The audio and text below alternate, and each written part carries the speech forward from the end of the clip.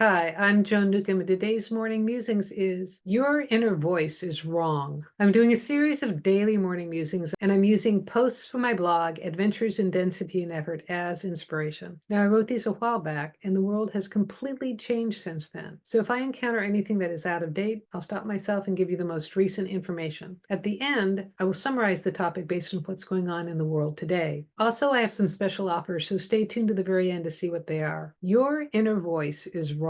Sometimes your inner voice is wrong. I'll give a couple of personal examples. When my son flew from Seattle to Mexico at New Year's, we were told at the airport in San Francisco that one of his two checked bags would most likely be held back to a later flight. Going to Mexico, that usually means you can kiss that luggage goodbye. I spent the next 48 hours convinced that was what was happening and being quite emotionally overwhelmed by the thought of what he'd lost. When my son finally responded to my emails, Facebook messages, and texts, all was well and he was enjoying the sunshine. Last week, I was given some misinformation about a family event by my 84-year-old mother. Her memory isn't good, so she makes notes when she talks on the phone. When I called her, she read something off her notes that sent me into a spiral for the entire week. It turned out to be completely false. What went wrong with my spidey senses? I'm a professional psychic. Shouldn't I know these things? Well, my first clue with both of them was overwhelming emotion. One's true inner voice is soft-spoken and rational. Listening to it is calming. The information comes across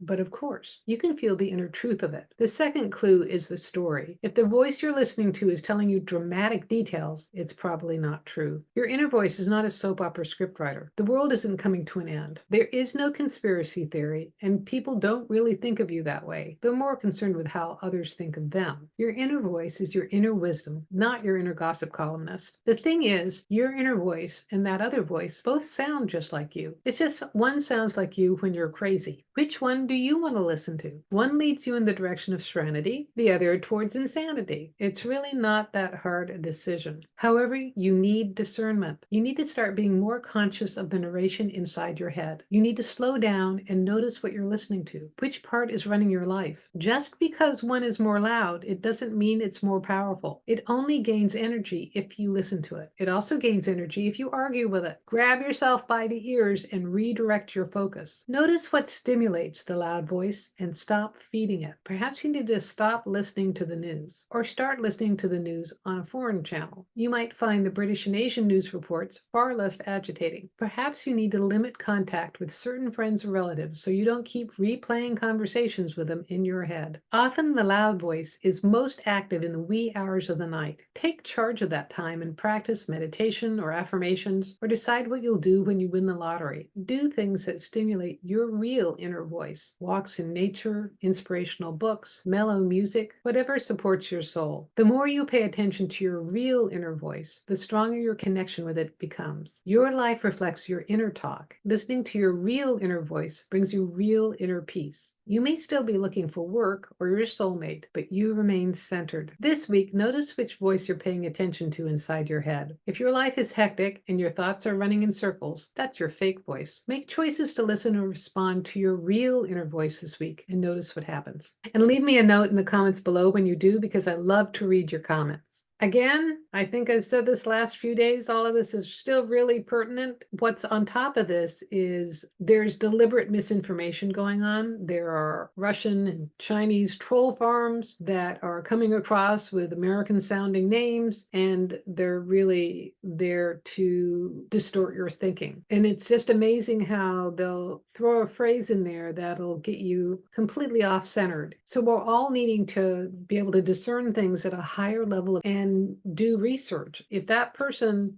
doesn't have any followers and has only been on social media for like 3 weeks, they're probably not someone to listen to. Even if they're a real person, they're probably not someone to listen to. But double check and triple check your sources. I'll have to say, even mainstream media, I've been limiting that for years. Even people's podcasts and some news reporters that I've trusted, after listening to their take on what's going on in various trials, I realized that their perspective isn't right. So I'm not listening to them. There's actually someone whose several podcasts that I've listened to that I really like a lot, and they keep quoting polls, and polls are the most manipulated thing nowadays. None of the polls are accurate. So we're all really being called to strengthen, listen to our inner voice, to start recognizing the inner voice that speaks the truth and not be distracted to the one that blurts out what's going on with Fox News or on X.